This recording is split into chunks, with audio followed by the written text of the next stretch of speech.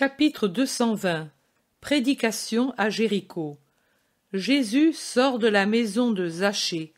La matinée est avancée. Il a avec lui Zachée, Pierre et Jacques d'Alphée.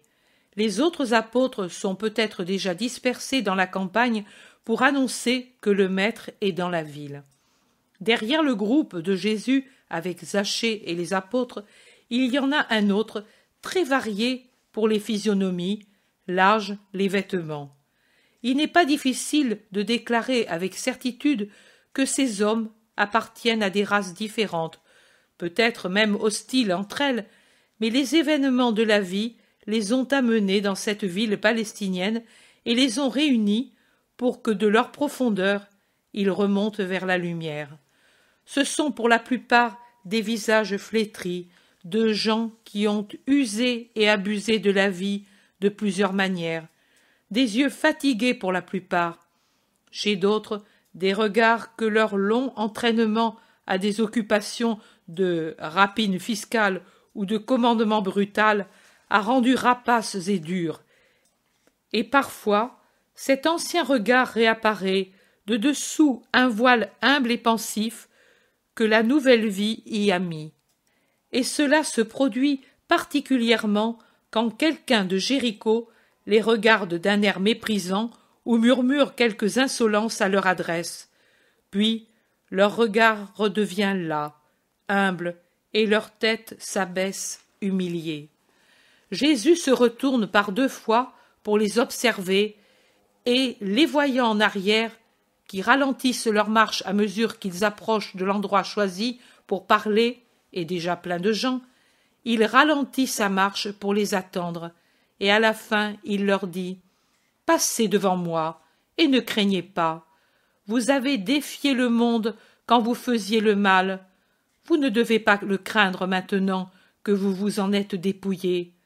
Ce qui vous a servi alors pour le maîtriser, l'indifférence du jugement du monde, unique arme pour le lasser de juger, servez-vous-en encore maintenant, et il se lassera de s'occuper de vous, et il vous absorbera, bien que lentement, pour vous faire disparaître dans la grande masse anonyme qu'est ce misérable monde auquel, en vérité, on donne trop d'importance. » Les hommes, au nombre de 15, obéissent et passent devant.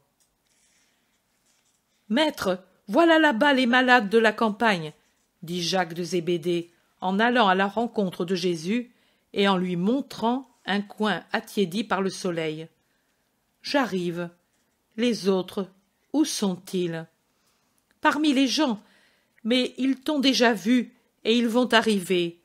Avec eux, il y a aussi Salomon, Joseph d'Emmaüs, Jean d'Éphèse, Philippe d'Arbéla. Ils vont chez ce dernier et ils viennent de Jopé, Lydda et Modine.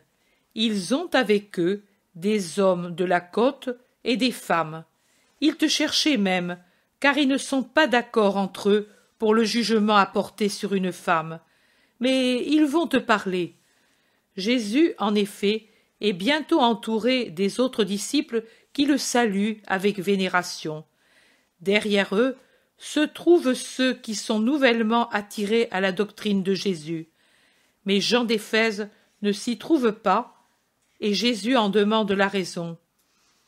Il s'est arrêté avec une femme et les parents de cette dernière dans une maison loin des gens. Quant à la femme, on ne sait si elle est possédée ou prophétesse. Elle dit des choses merveilleuses au dire de ceux de son pays, mais les scribes qui l'ont entendue l'ont jugée possédée.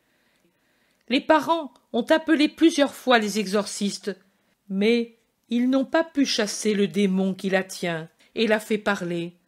Pourtant, l'un d'eux a dit au père de la femme, c'est une veuve vierge restée dans sa famille, « Pour ta fille, il faut le Messie Jésus. » Lui comprendra ces paroles et il saura d'où elles viennent.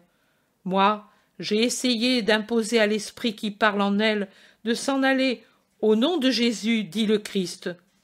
Toujours les esprits de ténèbres se sont enfuis quand je me suis servi de ce nom. Cette fois, non.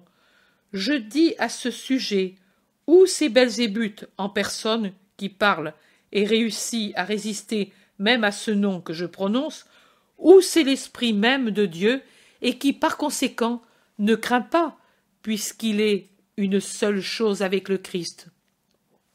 Je crois plutôt à cette dernière explication qu'à la première, mais pour en être certain, seul le Christ peut juger. Lui comprendra les paroles et leur origine. Et il a été maltraité par les scribes présents, qui l'ont déclaré possédé lui aussi, comme la femme et comme toi.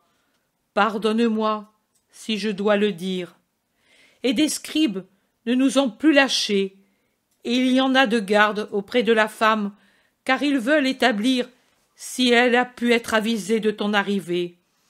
En effet, elle dit qu'elle connaît ton visage et ta voix, et qu'elle te reconnaîtrait entre des milliers, alors qu'il est prouvé qu'elle n'est jamais sortie de son village et même de sa maison depuis l'époque, il y a 15 ans, où son mari mourut la veille de la fête nuptiale.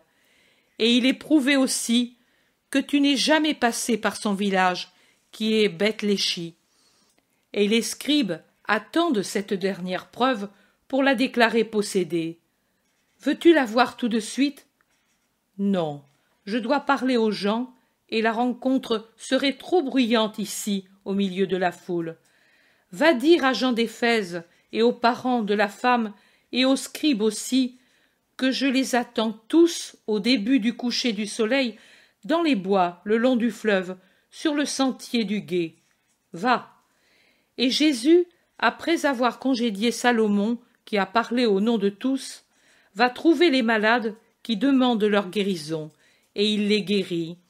Il y a une femme âgée, ankylosée par l'arthrite, un paralytique, un jeune homme idiot, une fillette que je dirais tuberculeuse, et 2 qui ont les yeux malades. La foule pousse de bruyants cris de joie. Mais la série des malades n'est pas encore terminée. Une mère s'avance, défigurée par le chagrin, soutenue par 2 amis ou parentes, et elle s'agenouille pour dire « J'ai mon fils qui se meurt, on ne peut l'amener ici, aie pitié de moi !» Peux-tu croire sans mesure tout, ô mon Seigneur? Alors, retourne chez toi. Chez moi? Sans toi? La femme le regarde un moment, angoissée, puis elle comprend. Le pauvre visage se transfigure. Elle crie « J'y vais, Seigneur, et béni sois-tu et le Très-Haut qui t'a envoyé. » Et elle s'en va en courant, plus agile que ses compagnes elles-mêmes. Jésus se tourne vers quelqu'un de Jéricho, un digne habitant. Cette femme est-elle hébraïque? Non, du moins pas de naissance. Elle vient de Milée. Cependant, elle a épousé l'un de nous, et depuis lors, elle partage notre foi. Elle a su croire mieux que beaucoup d'Hébreux, observe Jésus. Puis, montant en haut du perron d'une maison, il fait son geste habituel d'ouvrir les bras qui précède son allocution et sert à imposer le silence. L'ayant obtenu, il rassemble les plis de son manteau, qui s'était ouvert sur la poitrine quand il faisait son geste, et il le tient de la main gauche, alors qu'il abaisse sa droite, dans le geste de qui fait un serment en disant « Écoutez, ô habitants de Jéricho, les paraboles du Seigneur, et qu'ensuite chacun les médite dans son cœur et en tire la leçon pour nourrir son esprit. Vous pouvez le faire, car ce n'est pas d'hier, ni de la dernière lune, ni même de l'autre hiver, que vous connaissez la parole de Dieu. Avant que je sois le maître, Jean, mon précurseur, vous avez préparé à ma venue, et depuis que je le suis, mes disciples ont labouré ce sol 7 et 7 fois pour y semer toute la semence que je leur avais donnée. Vous pouvez donc comprendre la parole et la parabole. À qui comparerai-je ceux qui, après avoir été des pécheurs, se sont ensuite convertis? Je les comparerai à des malades qui guérissent. À qui comparerai-je les autres qui n'ont pas péché publiquement ou qui, plus rares que des perles noires, n'ont jamais fait, même en secret, des fautes graves? Je les comparerai à des personnes saines. Le monde est composé de ces deux catégories, que ce soit pour l'esprit ou bien pour la chair et le sang. Mais si les comparaisons sont les mêmes, différente est la manière du monde d'en user avec les malades guéris, qui étaient malades dans leur chair, de celle dont il use avec les pécheurs convertis, c'est-à-dire avec les malades de l'esprit, qui trouvent la santé. Voici ce que nous voyons. Quand un malade, même de la lèpre, qui est le malade le plus dangereux et qu'il faut isoler à cause du danger, obtient la grâce de la guérison, après avoir été examiné par le prêtre et purifié, on l'admet de nouveau dans la société, et ceux de sa ville lui font même fête parce qu'il est guéri, revenu à la vie, à la famille, aux affaires. C'est une grande fête dans la famille et dans la ville quand quelqu'un qui était lépreux réussit à obtenir grâce et à guérir. C'est à qui, parmi les membres de sa famille et les habitants, lui apportera une chose ou l'autre, et s'il est seul et sans maison ou sans mobilier, lui offrira un lit ou du mobilier, et tout le monde dit « C'est un privilégié de Dieu, c'est son doigt qui l'a guéri, faisons-lui donc honneur, et honorons celui qui l'a créé de nouveau. » Et il est juste d'agir ainsi. Et quand malheureusement, au contraire, quelqu'un a les premiers signes de la lèpre, avec quel amour angoissé les parents et les amis le comblent de tendresse, tant qu'il est encore possible de le faire, comme pour lui donner en une seule fois le trésor des affections qu'il lui aurait données en plusieurs années, pour qu'il les emmène avec lui dans son tombeau d'être vivant. Mais pourquoi alors, pour les autres malades, n'agit-on pas ainsi? Un homme commence à pécher, et les membres de sa famille, et surtout ses concitoyens, le voient. Pourquoi, alors, ne cherche-t-il pas avec amour à l'arracher au péché? Une mère, un père, une épouse, une sœur encore le font, mais il est déjà difficile que les frères le fassent, et je ne dis pas que le fassent les enfants du frère, du père ou de la mère. Les concitoyens, enfin, ne savent que critiquer, se moquer, être insolents, se scandaliser, exagérer les péchés du pécheur, le montrer du doigt, le tenir éloigné comme un lépreux. Et encore, ce sont les plus justes. Les autres, ceux qui ne sont pas justes, ne savent que se rendre ses complices pour jouir à ses dépens. Mais ce n'est que bien rarement qu'une bouche et surtout un cœur va trouver le malheureux avec pitié et fermeté, avec une patience et un amour surnaturels, et se soucie de freiner la descente dans le péché. Et comment ne serait-elle pas plus grave, vraiment grave et mortelle, la maladie de l'esprit? Ne prive-t-elle pas, et pour toujours, du royaume de Dieu? La première des charités envers Dieu et envers le prochain ne doit-elle pas être ce travail de guérir un pécheur pour le bien de son âme et la gloire de Dieu? Et quand un pécheur se convertit, pourquoi s'obstiner à le juger, à sembler regretter qu'il ait retrouvé la santé spirituelle? Voyez-vous démentis vos pronostics d'une damnation certaine de l'un de vos concitoyens? Mais vous devriez en être heureux, car celui qui vous donne le démenti, c'est le Dieu miséricordieux, qui vous donne une mesure de sa bonté, pour vous faire reprendre courage après vos fautes plus ou moins graves. Et pourquoi persister à vouloir voir souillé, méprisable, digne de rester isolé, ce que Dieu et la bonne volonté d'un cœur ont rendu net, admirable, digne de l'estime des frères, et même de leur admiration? Mais vous vous réjouissez bien si votre bœuf, votre âne, ou votre chameau, ou une brebis du troupeau, ou le pigeon préféré guérit d'une maladie. Vous vous réjouissez bien si un étranger, dont vous vous rappelez à peine le nom pour en avoir entendu parler à l'époque où il fut isolé comme lépreux, redevient guéri. Et pourquoi alors ne vous réjouissez-vous pas pour ces guérisons de l'esprit, pour ces victoires de Dieu? Le ciel est dans la jubilation quand un pécheur se convertit. Le ciel, Dieu, les anges très purs, ceux qui ne savent pas ce que c'est que pécher. Et vous, vous les hommes, voulez-vous être plus intransigeants que Dieu? Rendez, rendez juste votre cœur et reconnaissez la présence du Seigneur, non seulement dans les nuages de l'encens et les cantiques du temple, dans le lieu où doit entrer seulement la sainteté du Seigneur, en la personne du grand prêtre, lieu qui devrait être saint comme son nom l'indique, mais aussi dans le prodige de ces esprits ressuscités, de ces autels à nouveau consacrés, sur lesquels l'amour de Dieu descend avec ses feux pour allumer le sacrifice.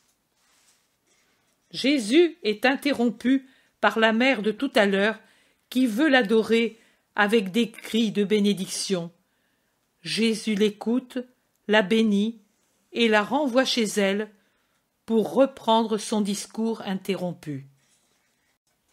Jésus poursuit. « Et si d'un pécheur qui autrefois vous a donné un spectacle scandaleux, vous recevez maintenant un spectacle édifiant, ne le méprisez pas, mais imitez-le, car personne n'est tellement parfait qu'il soit impossible qu'un autre l'instruise.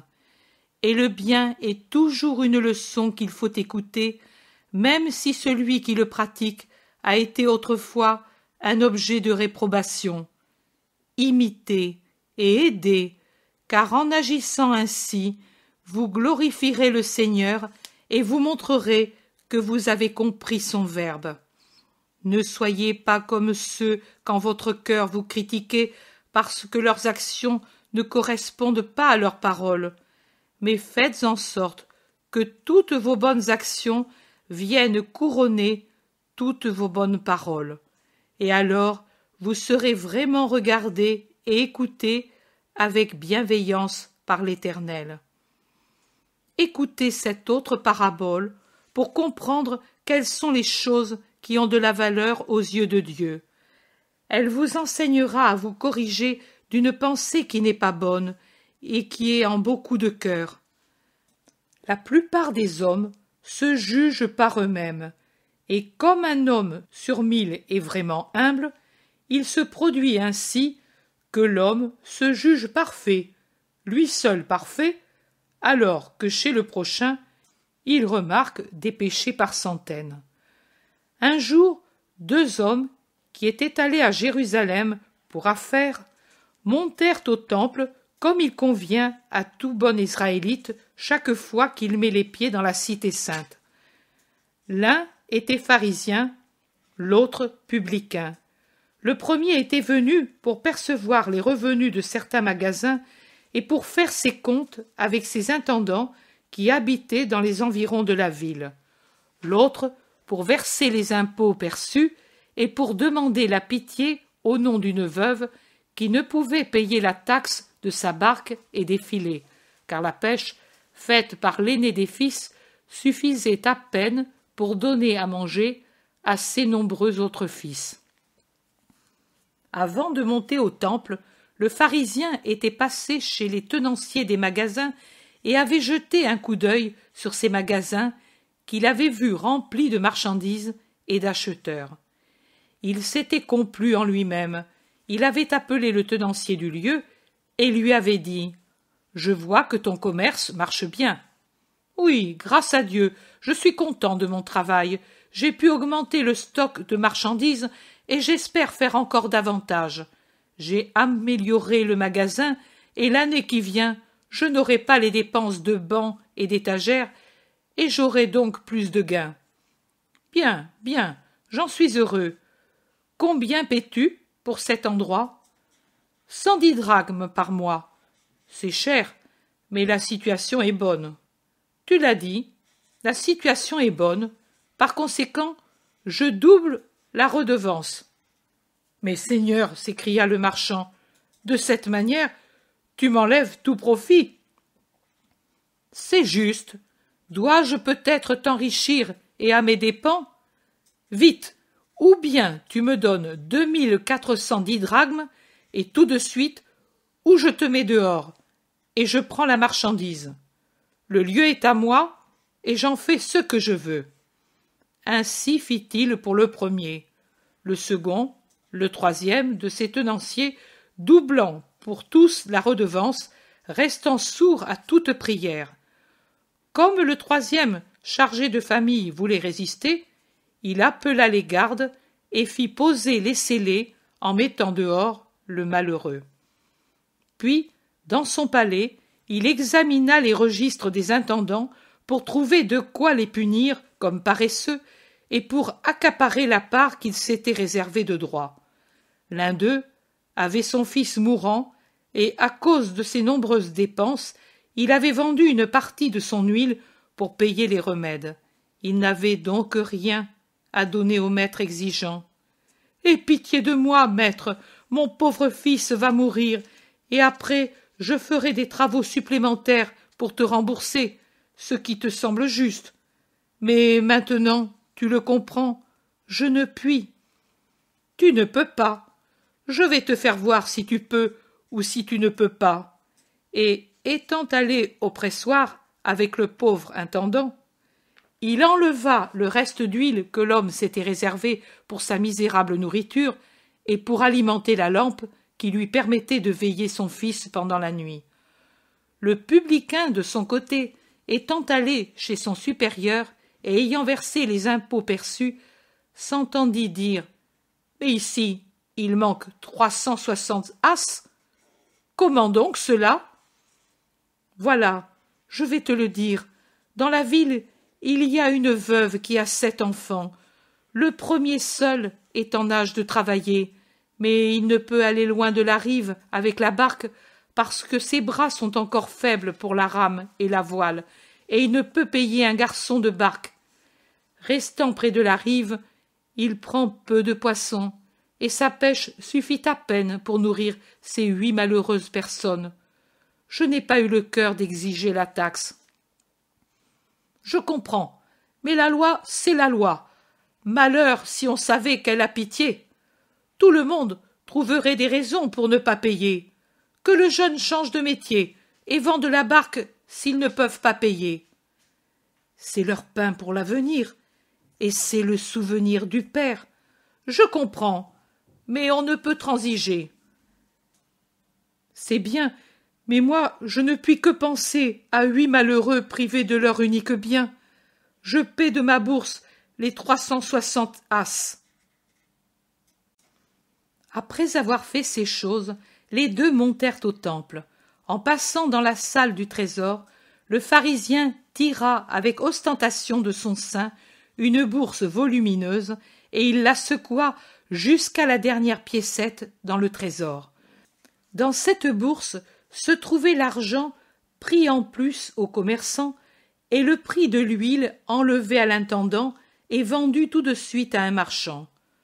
Le publicain, de son côté, jeta une poignée de piécettes après avoir pris ce qui lui était nécessaire pour retourner chez lui.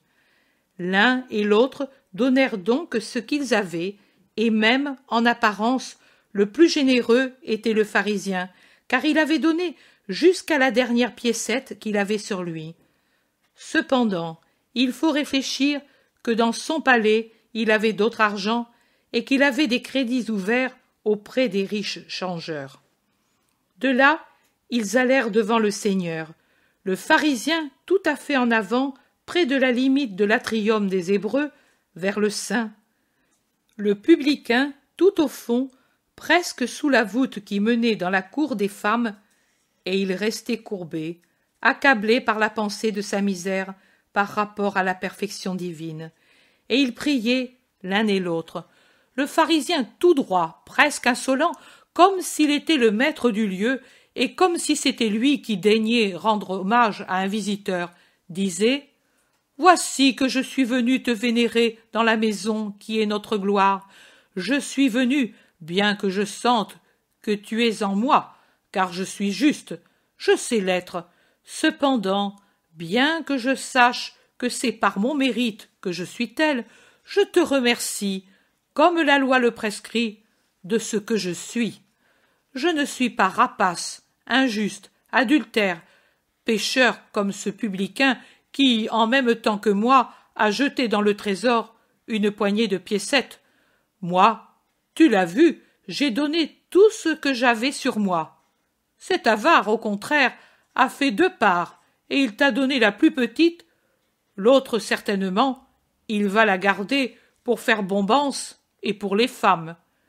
Mais moi, je suis pur, je ne me contamine pas, moi, je suis pur et juste, je jeûne 2 fois la semaine, je paie la dîme de tout ce que je possède. Oui, je suis pur, juste et béni, car je suis saint. Garde-en le souvenir, Seigneur. Le publicain, dans son coin éloigné, n'osait pas lever son regard vers les portes précieuses du temple, et, en se frappant la poitrine, il priait ainsi. « Seigneur, je ne suis pas digne de me tenir dans ce lieu, mais tu es juste et saint, et tu me le permets encore, car tu sais que l'homme est pécheur, et que s'il ne vient pas vers toi, il devient un démon. Ô mon Seigneur, je voudrais t'honorer nuit et jour, et je dois pendant tant d'heures être l'esclave de mon travail, dur travail qui m'humilie, parce qu'il est douleur pour mon prochain le plus malheureux. Mais je dois obéir à mes supérieurs, parce que c'est mon pain. Fais, ô mon Dieu, que je sache accommoder le devoir envers mes supérieurs, avec la charité envers mes pauvres frères, pour qu'en mon travail je ne trouve pas ma condamnation. Tout travail est saint s'il est fait avec charité.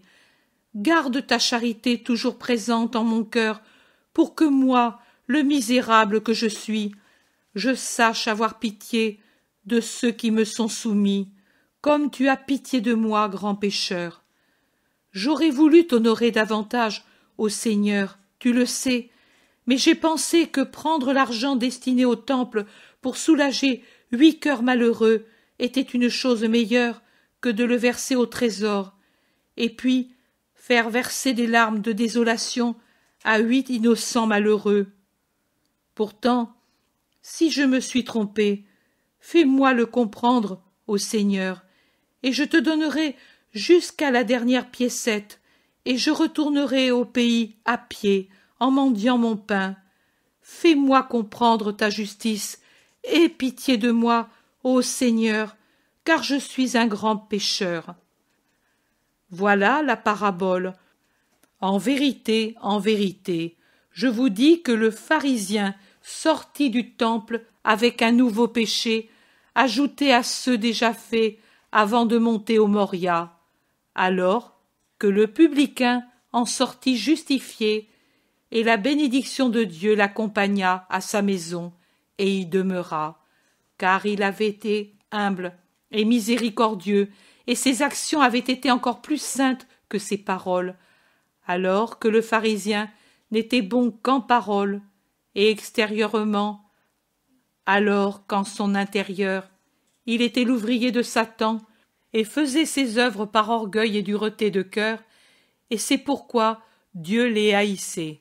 Celui qui s'exalte sera toujours, tôt ou tard, humilié. Si ce n'est pas ici, ce sera dans l'autre vie. Celui qui s'humilie sera exalté particulièrement là-haut au ciel, où on voit les actions des hommes dans leur véritable vérité. Viens, Zachée, venez, vous qui êtes avec lui, et vous, mes apôtres et disciples, et je vous parlerai encore en particulier. Et, s'enveloppant dans son manteau, il revient dans la maison de Zachée.